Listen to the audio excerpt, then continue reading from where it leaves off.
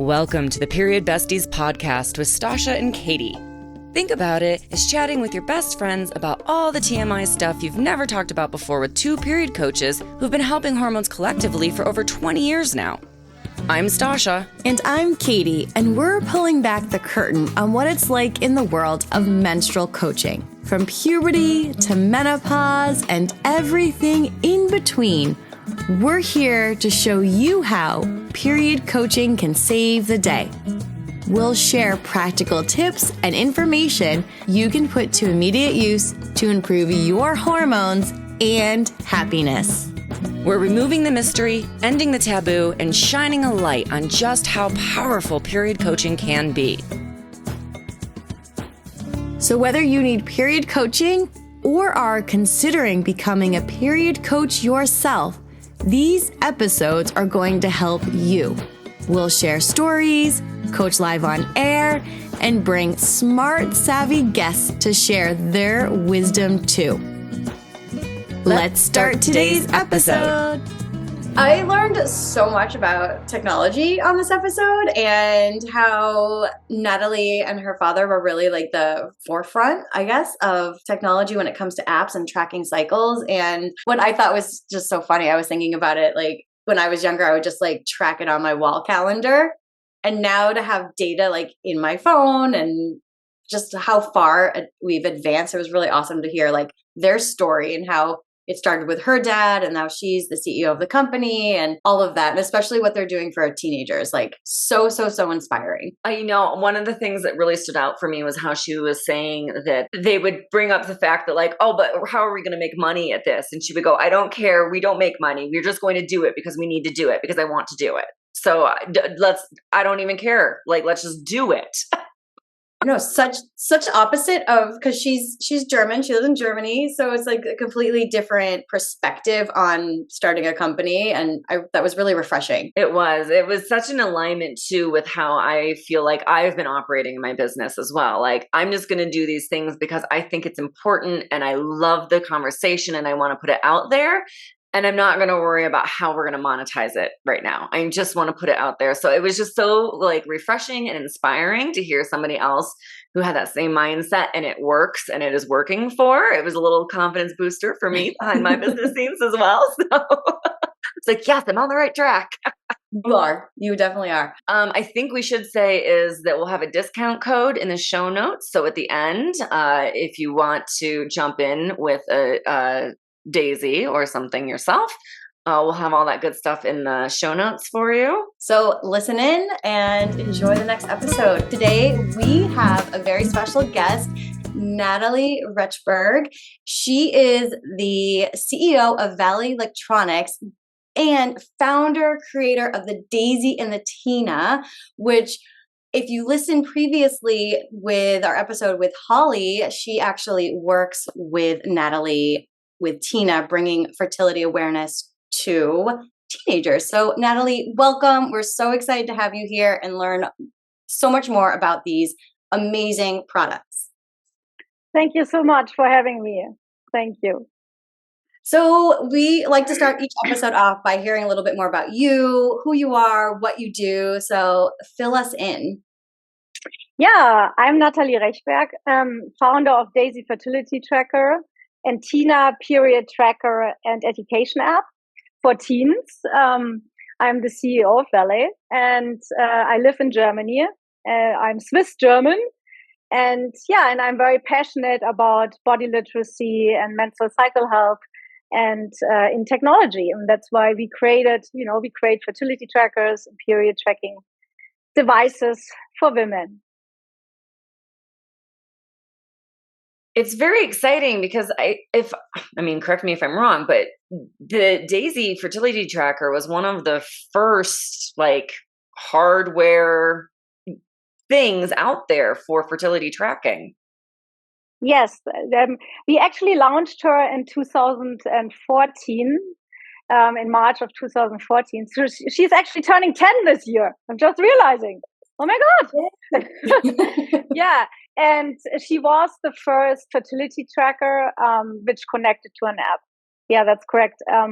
And it was an interesting ride to get there, right? Like just to give a little bit of a background, I have been grown up in a family of natural family planning. My father was the first man who actually digitalized natural family planning and put it into a device, like all the, the statistics and the algorithm and things like that, to make it more accessible and easier to track cycles for the women at home.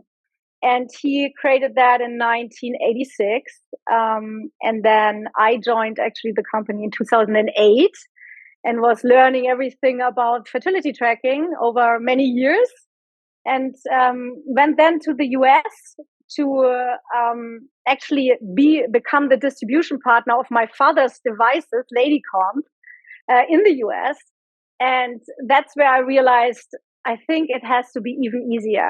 We need it on our phone. We need it, right there. We have to be able to share it with our partner, with our gynecologist. Like all the data has to be right in front of me. And that's when the whole idea came up with the app. And then I left the US again and came to Switzerland to actually create the Daysy device, because in the US I didn't have the network or knew how to, find the right partners to do it. Yeah, and now we actually have already the second version of Daysy out. And yeah, that's what I'm doing pretty much every day. I love it. I want to hear a little bit more about like what it was like to kind of be the first to launch this tech device for menstrual cycle health. Like, did you find it challenging as a woman? Like, was it, because it was so new? Like before that, we were tracking like on our wall calendars, right? So what was it kind of to step into that space and change it at the same time? Well, because I grew up with this kind of stuff, it was for me not really a new thing, right? So I never had the feeling, hey, it was the first. I'm also not a big fan of this whole like first and best and stuff like that. It was just, my mission. I had this passion and I was like, I have to do it. Nobody could have told me don't do it. I was like, I have to, right? And so I didn't struggle that much because I was in strong belief, this is what I need to do. And that's what I did. And when I'm very passionate about something, nobody can really stop me. Actually, my own father wanted to stop me because he said, the ad world is not going to survive. Like that's all crap and apps should not be there and stuff. And that's why he actually sent me also to Switzerland, because he was like, here in Germany, I don't want to have you here in Germany. Move with your ideas to Switzerland. And then I got great people who helped me. I had a lot of support from women and gynecologists and users of the Ladycomp during the time who helped me create it, right? Like, because it's one thing, I know what I want, but what do really everyone wants this or not? So it took some time. Started the whole process in 2012. And during that time, I was also writing a patent for it and then creating it. It took 2 years, until it launched. And sometimes you are like, oh my God, will it ever come to market? or not? It was quite challenging, of course, to create a medical device, to get the technical problems resolved, which every new device has and things like that. But we managed. And since then, we are enhancing the app and giving more knowledge over the app and stuff. At the beginning, it was pretty much only like you're fertile, you're not, right? Like things like that. And it's advancing. And what we are seeing now in the world, I mean, oh my God, there's so much femtech devices out there which are amazing and which are helping, to bring health to the woman at home. And they become their own little, gurus on what's okay, on what's wrong and what not. Yeah. So it's an exciting industry to be in. I per se. bet. It seems like a lot of the stories of women in tech are more horror story oriented, but maybe that's just American culture versus. But it depends what I always say. It depends what you are wishing for. My goal was never to build like a huge enterprise of like whatever, right? Like I had very small ambition, right? I said like this, even if only Swiss or German people are using it, it's fine. Now we have users worldwide, and it's the nicest gift everyone could, give us. But it's always their own ambition, right? Like, yeah, we never were looking for investors, which makes it difficult, to find investors with something like that. We did it step by step. We became a very sustainable, slow kind of company. We grew over the years slowly. Yeah. So before we get too far into these awesome things, I think for the audience that has no idea what a Daysy or a Teena is, can you give us a little rundown of both of them, what they do, maybe their differences? Yes. So Daysy is a fertility tracker with which you, every morning when you wake up, before you get moving, you measure your basal body temperature under the tongue. And then the little computer actually calculates where you are in your cycle. And then you can enter your menstruation when you have it on the device or also on the app. And you can connect the device with the app, and there you see your temperature curve, your calendar, your predictions. You can enter sexual intercourse, cervical mucus, and things like that. And then you can also share the app with your partner, or you can share your data with your doctor, right? And the algorithm and all that is on the device itself. So it's not on the app. The data sits on the device itself. You can use it standalone, or you can use it with app. It depends, right? Because many women don't want always to be connected to an app. So that's possible too. And it's for women in their fertile years. They plan their pregnancies with that. They know or see like what's going on with their cycle. They see if there are irregularities, things like that. So you use it between like 24 and 40, 49, 50, like until menopause, pretty much. With Teena is developed completely different. She actually, she's for teenagers. It's even more on education, like really giving teens something at hand, which is kind of playful but serious, right? Like what's happening in your body during puberty? What's the hormones? What is a period?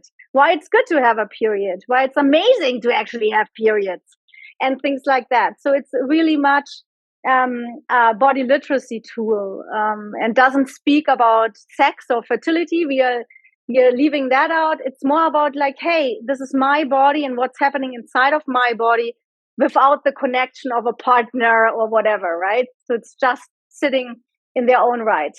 And that's Teena. And Teena is for people from prior the menarche through like when it comes up with fertility. And then if you are becoming, interested in that kind of topic and things, then you can transfer your data to the Daysy, and then you have the fertility stuff as well. The perspective of a positive app where you're explaining why it's awesome to have a cycle and the importance of it is just such a refreshing take in the world that is generally telling you to turn, there's the article that comes out every 6 months. You don't need to have a period, so it's so refreshing to hear there's this app being developed for the younger generations to actually show the importance of it. I love that so much. Yeah, I love it too. I wish I would have had it, right? Like Same. I didn't have it. Even with my father growing up, who was so into the topic, he has 4 daughters, and he never talked with me about periods and stuff.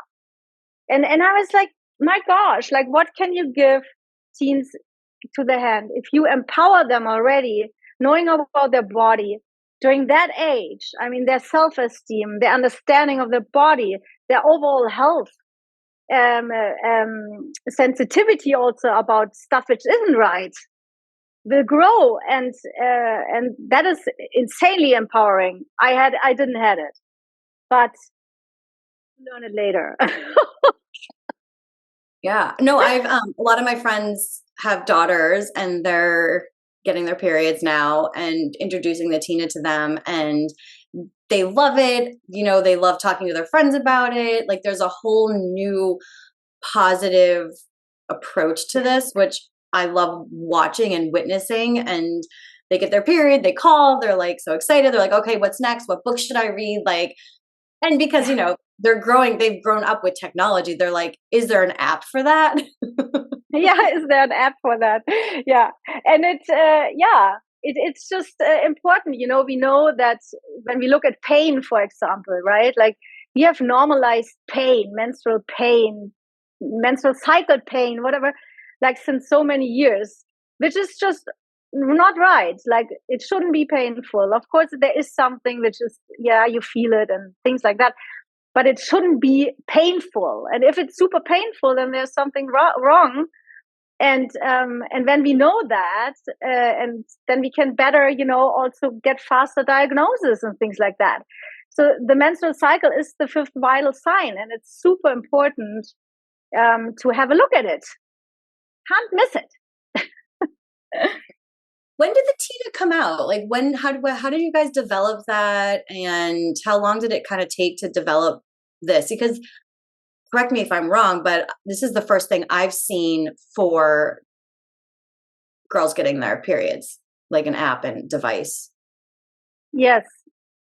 Yeah, there was nothing, or there is nothing like it out there. So what happened?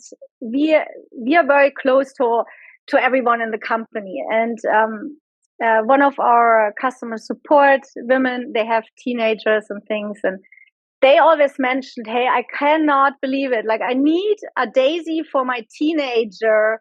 Her moods are all over the place. Like I don't even know how to deal with her, and things like that. And they came to us and said, hey, why are we not looking into teenager health, like menstrual cycle health? And when I heard that, I was of course like, whoa, love explosion, right? And was like, oh my God, we have to do it. But then everything said, of course, business wise, like, don't do that. Like, don't, because how are you going to sell to teenagers? Like, that's just pretty much impossible. Also, like, how are you convincing parents, which are not themselves in tune with their bodies, that their daughter needs it? So it's super challenging, right? And then we said, well, you know, we just ignore it. We just ignore the business aspect and say, hey, we have to do it because it's something which is so deeply rooted and wished in our hearts. And then, of course, the folly, you know, like we sat down and said, okay, how can we make this accessible, easy to read, like fun? Because these are serious topics. How do you make them fun, right? Like without being too funny. Yeah? It's not about being funny, but loosening it up and stuff.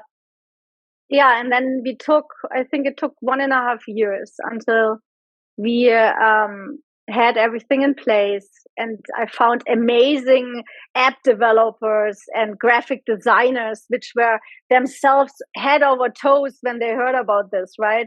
Men who have teenagers, you know, they were like, oh my God, this is the best thing. We need to create it. And it really cool. It was really cool. And then, of course, we did a bunch of surveys trying to figure out what is the biggest pain point and things like that. And then we launched her last year in January. That's when she launched, yes, in the US. But we didn't do a big marketing launch. Like, you know, we always are believers, like we first have to make baby steps. And once, you know, then we make a little bit of money and then we put it back into the product and, you know, things like that. So it's not like a big bang marketing launch where you know, see her on Target everywhere or something. Yeah. And now she's like also a year old. There is another teenager app in the UK, which is called Luna. which is there too. They are focusing more just on the app side. So the hardware, they don't have a hardware. And for us, the hardware is important because that's the only way you can really predict or see when the period starts. Because it doesn't help if you're just, calculating into an app and then, it's like really plus minus 10 days or what. I mean, that doesn't give comfort. So we said, no, we need the same basal body temperature tracking as we do for fertility or for cycle awareness. And that was, of course, also very tricky because we were like, are they ever going to use this? Are they going to really measure in the mouth? Like, are they? And then we had a user base, and the teenagers actually all said, well, I would definitely measure. It takes 20 seconds. It's not a big deal. I'm not afraid anymore that I'm just suddenly getting my period in the classroom. And so we said, okay, we will do it. Yeah, that's what we did. Yeah, I really like fertility is a big subject, and especially in the US with a lot of the laws coming in and the wariness of like knowing your fertility and access to birth control and stuff like that is changing in the US based on different states and laws. So I've always been a really big fan of knowing your fertility and understanding it independently of something like a birth control pill, because that, like I know people that failed for personally. So it's like knowing that makes a huge difference. But I also really think understanding your cycle, knowing when you're ovulating, knowing that your period is coming, especially as a teenager and in perimenopause, those two bookends, because then it gets erratic. But if you know when you ovulate, then you can expect your period and you can understand that stuff. And then in those fertile years, if something goes wrong or something's off, your cycle is usually the first place it shows up. So just having a regular tracking system where you're paying attention to your cycle, you know when you ovulate, you're confirming ovulation. You're not just relying on cervical mucus, but you're really confirming it with basal body temperature, has always been something I thought was just so important for so many reasons, fertility being one of many reasons. And while I understand fertility is an easier subject to talk about, it's not as taboo as, understanding your cycle, just for, periods are taboo and gross, right? We don't want to talk about it. But just knowing all that information, I felt like this is the thing that is missing from a lot of just confidence in your day-to-day life, because most people are, like you said, surprised. Oh, I don't understand why, I feel like this. Well, and then, like all those memes where it's like, oh, now I know why I was crying. I got my period today. And it's like, well, you could have known that though. Like if you were tracking your cycle, you would have been like, oh, I'm crying today because I'll get married in a couple. Like it could be really easy, but we're making it so hard and such a mystery because we just refuse to talk about it and acknowledge it. So I love these kinds of things where it makes your basal body temperature easy. It makes confirming ovulation easy. It makes understanding your cycle much easier. And I'm particularly in love with the concept of this for teens, so that they're just starting off with all of this information. Like just imagine what your self-confidence would be today if you had that information then. My God. I know, right? And like all of the fighting with your parents when you're a teenager and then getting your period and being like, oh my God, that was why I was so mean to my mom yesterday. And instead of getting punished to my room, it could be like, well, Mom, look, I'm getting my period tomorrow. This is why I feel like this. I'm crawling out of my skin, but I don't have the words to explain it yet. All of that would have been so different, because it's like you look back at your life, right? And you're like, oops, might not have had that fight with my boyfriend, or I might not have had that fight with my parents if I had just understood where I was in my cycle. I think about that often, to be honest. Oh, my poor mom was in menopause while I was going through puberty, because I was a late in life baby. So my dad went golfing for a couple of years.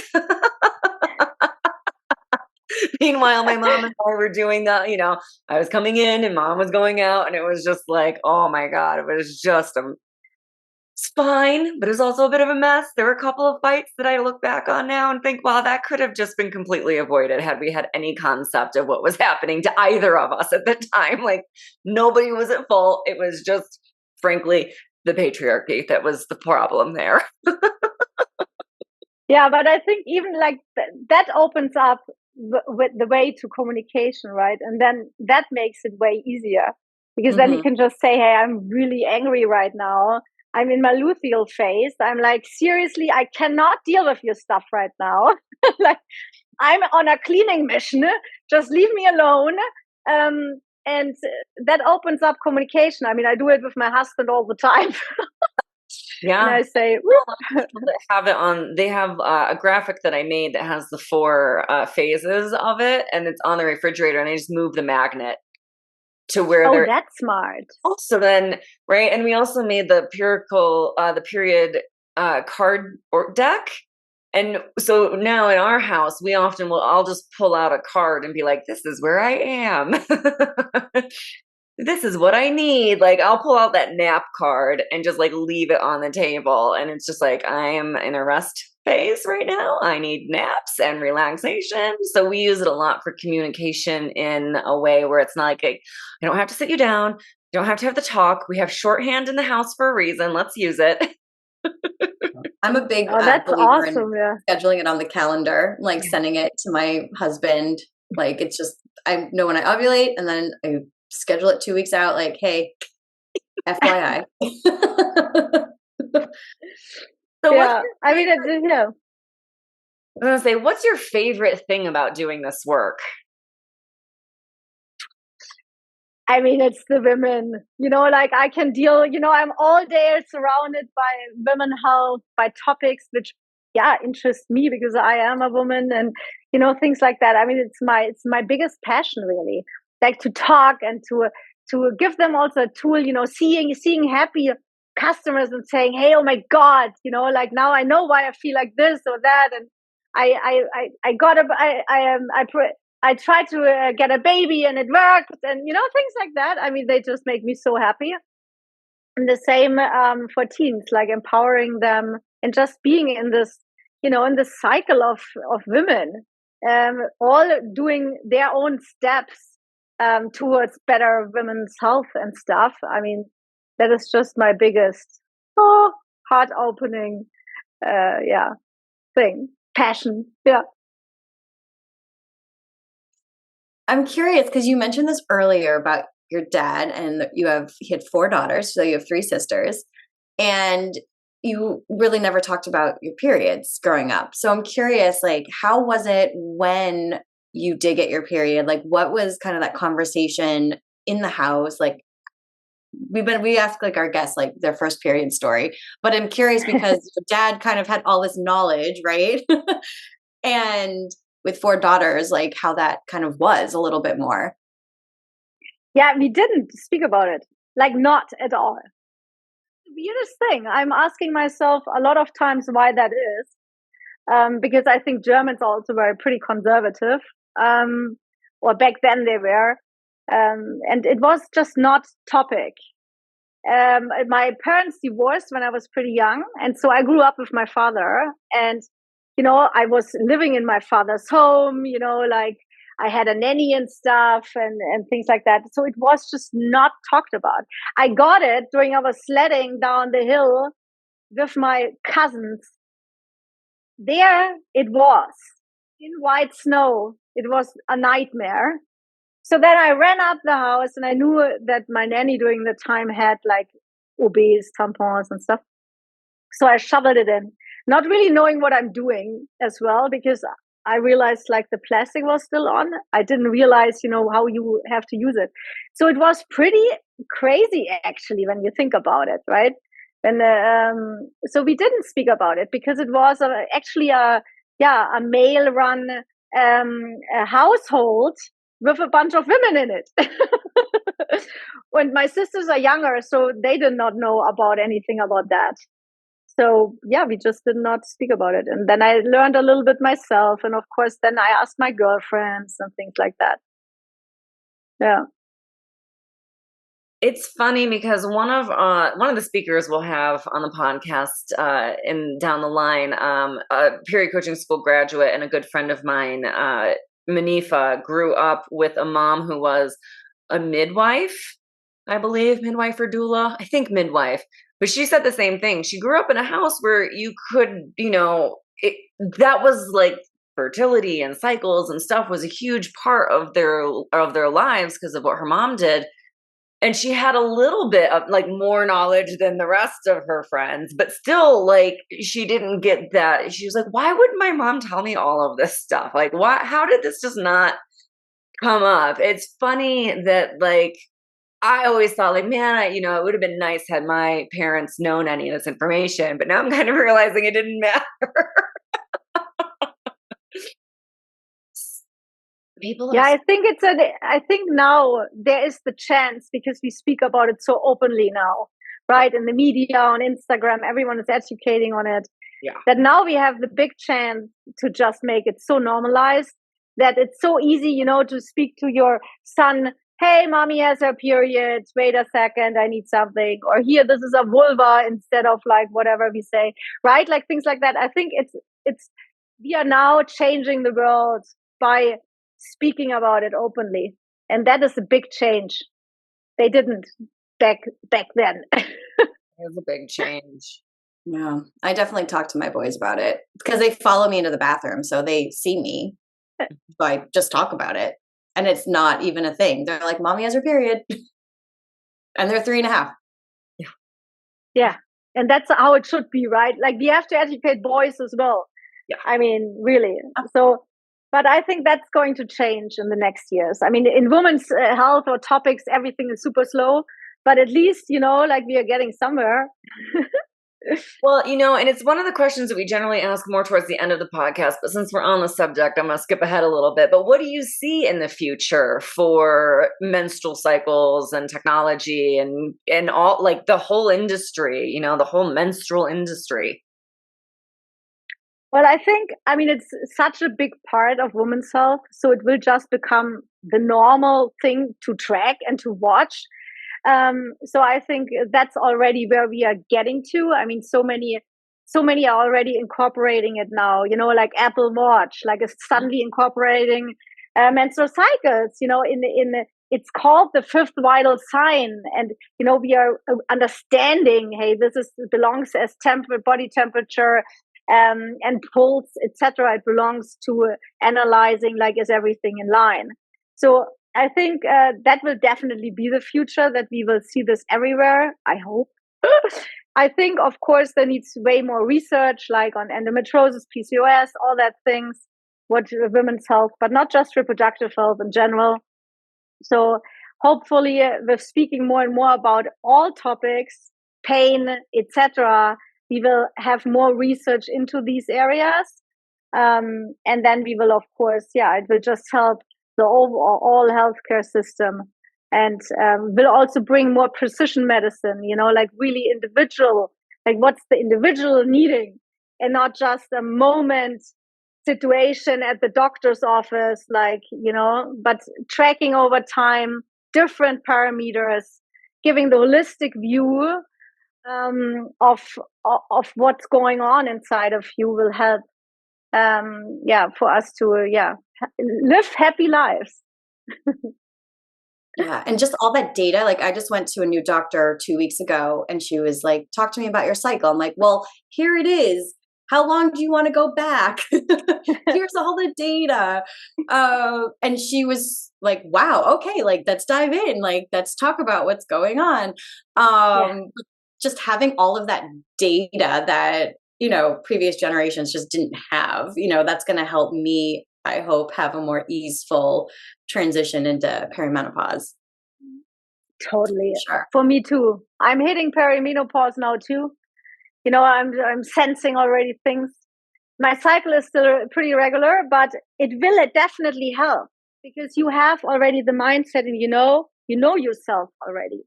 And then you see minor changes and you can help yourself. You can supplement, or you can help yourself with lifestyle changes and stuff to make it easier. Yeah. No. So you've been in tech for a long time, especially women's tech. What kind of advice would you give to anybody, woman that wants to kind of go into more of the period menstrual tech side of that world? Because it's still, we're in it, so like we see so much of it, but it's still such a small piece of Yeah. the tech puzzle, you know? Mm. I always say, do it. If you have really the passion and the why you want to do this, if you know and understand your own why, then you should definitely do it, and you will find way help. It's I feel often, especially female entrepreneurs, are reluctant to ask for help, or they feel like, oh gosh, I have to do it myself or something. And what I've learned over the years, that asking for help, especially women, is not is good, is a good thing, and it will be helping you. And I think that is something not to forget. Like, ask for help. Like, ask everyone. Like, be that pushy and just ask around. Like, can you help me? How do I do this, etc.? Because we all are in the same boat and want others to succeed, and bring change. I agree fully. The asking for help thing is like such a huge piece. We talk about this often, like how you have to have your biz bestie, your period bestie. Like, you have to have your community and support, and ask for help and reach out and find the people. Like, you can't be the best at everything. So go find the people who fill those gaps, especially with like running a business, those behind the scenes stuff, like I come from an arts background. I'm not my own accountant. Can I do it? Sure. Could I learn it? Yes. I'm not bad at math. I used to do my own taxes back in the day. But when I started my own business, I was like, this is not a skill that I want to spend my time and energy learning.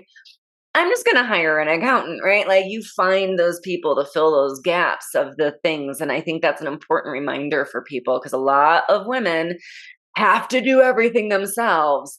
But in reality, we don't have to do everything ourselves. Just because society wants you to work like you don't have kids and parent like you don't work doesn't mean that you actually can do that. You actually do need, help and support, and it's tough for that kind of thing. So it actually segues lovely into one of the questions that I have for you is, how do you take care of yourself? What are your self-care non-negotiables?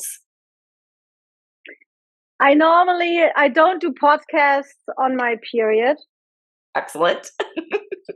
And it's already difficult to get me in my luteal phase. Good. I really watch out for that, because I know what stresses me out extremely. So I just know that. And then, of course, I do, I go every day at 4 p.m. I normally walk with my husband for 1 hour in the forest, to get our brains, all the stuff out, to be then there for our kids. And I do horseback riding. Well, that sounds lovely. And Pilates. I do a lot of exercise, because that brings me to my body. It just helps. But yeah, I have a couple of menstrual cycle rules, like I schedule parties it's just how it is in my follicle phase. And when I have to go to trade shows, I try at least, to be in a way, like to try to be there when I'm in my follicle phase. The same as with podcasts or interviews. And the luteal phase, I'm there to execute stuff. It's not a bad time of the month, not at all, but I just use it for different stuff. I'm really annoying at the team, I'm really picky then, and I find all mistakes. No, but that's so important to really schedule around your cycle. I mean, I talk about it, Sasha talks about it. Like, it's so important to do that. And I'm way more clear and focused. And I know when we're doing episodes and I am about to get my period, my brain is like way up here, and Stasha like knows it. So she's like, okay, I'm in the first phase. Like, I've got you. That's why it's good to have a team. So that brings me to my question too, because if you are kind of managing yourself like that, have you set up your team in that way as well? Like, do you have a team that And are they also in sync with their cycle and working with their cycle? Most of the women in our offices, yes. I did actually ask them because I got a question from someone on LinkedIn about it, and I was not sure if they in a way cycle sync or not. And most of them do, but there are also some which just track their fertility and they just don't, they don't care about the rest. So it's different. It's not everyone is really living their lives after it, which is fine, but I know Holly is, for example, we always communicate and she tells me, no, I can't have a call during that time. And I'm like, okay, I get it. And so a lot of people I work with are like that, but we have some which just don't. They don't incorporate it. Yeah, we find the same. My team all have endometriosis and or PCOS. So everyone is very much like, I really need to be aware of my cycle. And actually our Slack settings are not in a meeting on a call. It's the 5 phases of the cycle. I have a deep luteal phase that I use in my work. And so whenever we see somebody click over to deep luteal, it's a quick like, okay, what do we need to wrap up?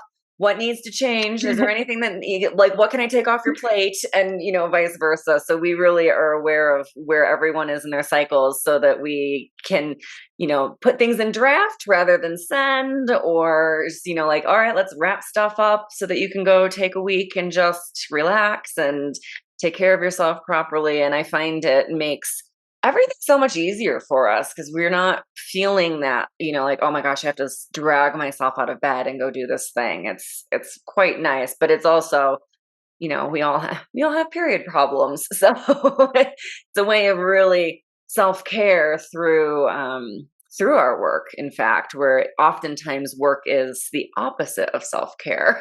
Yeah, that's beautiful. That's how it should be.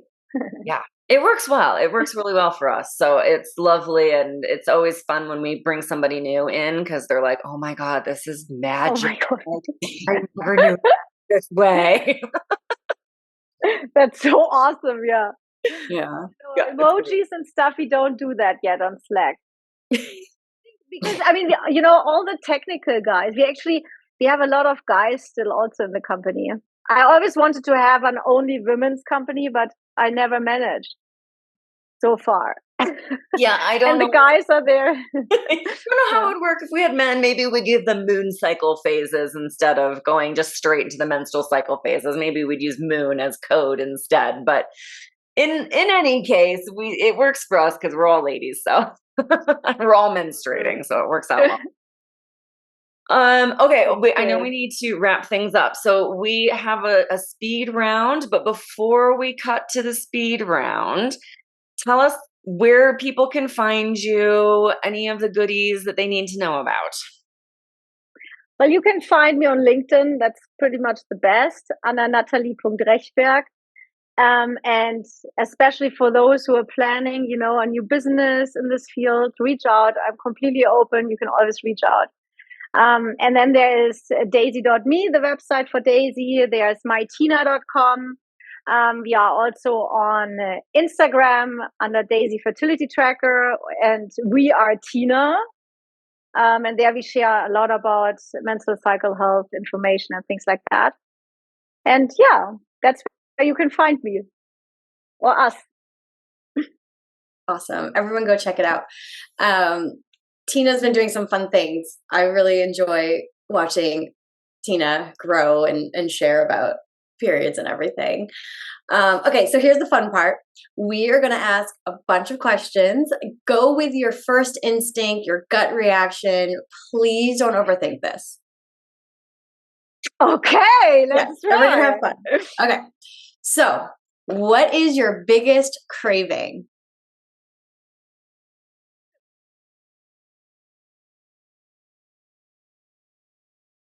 Oh, I don't know if you heard me. What is your biggest craving? My biggest craving, gummy bears. And what do you eat when you get that craving? Do you eat the gummy bears? Yes, I eat the gummy bears. Love it. What's your favorite way to move? Dance. Yes. What's the number one self-care go-to when you're really stressed out? Breath. I like that. What music do you listen to when you're working? Techno. So German. Yeah, techno and rave. Like, I'm seriously. Oh, you and my husband could work together because he's right there with you. The two of you could sit in the same rave room and get a lot done, I'm sure. Favorite country or place that you visited? Africa. Where in Africa? I've been in Namibia, Botswana, and Zimbabwe, and it really opened my heart. Like all this nature and to being so close to what's like it's becoming you. It's crazy. Like I'm an absolute fan. Yeah. Beautiful. Your favorite holiday? Beach. Nice. I love it. Any food that you hate?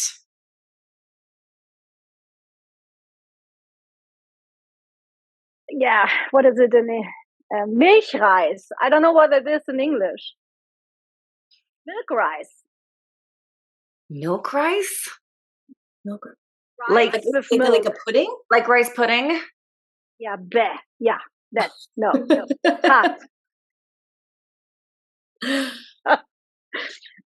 love it. I don't know if they have this in Germany, but you've been in the US a lot, so this might resonate. But pumpkin spice, yay or nay? Yay.